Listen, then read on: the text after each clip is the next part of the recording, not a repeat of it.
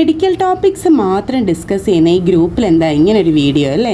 ഇത് നമ്മുടെ the best health care hospital start ചെയ്ത് 1 വർഷം ആകാൻ പോകുന്നതിൻ്റെ ഭാഗമായിട്ട് ഇത്രയും നാളും ആത്മാർത്ഥമായിട്ട് ജോലി ചെയ്ത നമ്മുടെ സ്റ്റാഫുകളും അവരുടെ ഫാമിലി മെമ്പേഴ്സും എല്ലാം കൂടെ ചേർത്ത് നടത്തിയ ഒരു അടിപൊളി ട്രിപ്പാണ് കേട്ടോ. ശരിക്കും ശാരീരിക ആരോഗ്യം മാത്രമല്ല, മാനസികാരോഗ്യം ഒരു മനുഷ്യന് അത്യാവശ്യമാണ്. പക്ഷേ പലപ്പോഴും ശാരീരിക ആരോഗ്യത്തിന് വേണ്ടിയിട്ട് കെയർ ചെയ്യുന്ന നമ്മൾ മാനസികാരോഗ്യത്തിൻ്റെ കാര്യത്തിൽ അത്ര കെയർ ചെയ്യാറില്ല എന്ന് എനിക്ക് തോന്നിയിട്ടുണ്ട്. ഒരു തുമ്മൽ വന്നാൽ പോലും ഇത് കൊറോണയാണോന്നോ അല്ലെങ്കിൽ ഇത് മറ്റെന്തെങ്കിലും പ്രശ്നമാകരുതെന്നും ഉള്ള കെയറും അതിന് വേണ്ട ചികിത്സകളും ടെസ്റ്റുകളും ഒക്കെ ചെയ്യുന്നവരാണ് നമ്മളെല്ലാവരും. എന്നാൽ മാനസിക സംഘർഷങ്ങൾ വരുമ്പോഴോ ഇത് നമ്മുടെ മനസ്സിൻ്റെ ആരോഗ്യത്തിനെ ബാധിക്കുന്നെന്നോ ഈ മാനസികാരോഗ്യം നമ്മുടെ ജീവൻ്റെ നിലനിൽപ്പിന് തന്നെ പ്രശ്നമാക്കുന്നെന്നോ പോലും നമ്മൾ നോക്കാതെ ശ്രദ്ധിക്കാതെ പല ദിവസങ്ങളും തള്ളി നീക്കാറുണ്ട്.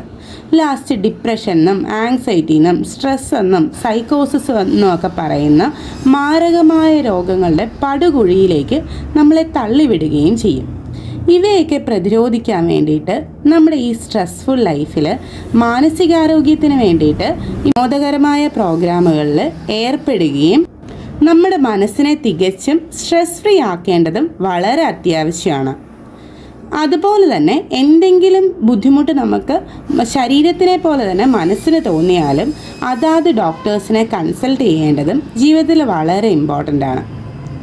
അങ്ങനെ നമ്മുടെ ജോലിസ്ഥലത്തായാലും ശരി, ജീവിതത്തിലായാലും ശരി, നമ്മൾ മനസ്സിൻ്റെ ആരോഗ്യത്തിൻ്റെ കാര്യത്തിൽ നല്ല ശ്രദ്ധ ചെലുത്തണം. അതിൻ്റെ ആരോഗ്യത്തിന് വേണ്ടിയിട്ട് നമുക്ക് ആരോഗ്യപരമായി ചെയ്യേണ്ട കാര്യങ്ങളെല്ലാം തന്നെ ചെയ്യുകയും വേണം. ഒരു സൈക്യാട്രിസ്റ്റിനെയോ ഒരു സൈക്കോളജിസ്റ്റിനെയോ കാണാനായിട്ട് ഒരു കാരണവശാലും നമ്മൾ മടി കാണിക്കേണ്ട ഒരാവശ്യവും. ഇങ്ങനെ നമ്മുടെ സ്ട്രെസ്സ് കൂടുന്ന സാഹചര്യങ്ങളിൽ ഇങ്ങനെയുള്ള വിനോദങ്ങളിലൊക്കെ ഏർപ്പെട്ട് നമ്മൾ ആരോഗ്യത്തോടുകൂടി, ശരീരത്തിനും മനസ്സിനും ആരോഗ്യത്തോടുകൂടി ജീവിതം മുന്നോട്ട് പോകാനായിട്ട് ഈ വീഡിയോ ഹെൽപ്പ് ചെയ്യട്ടെ എന്ന് ആശംസിക്കുന്നു. Bye bye.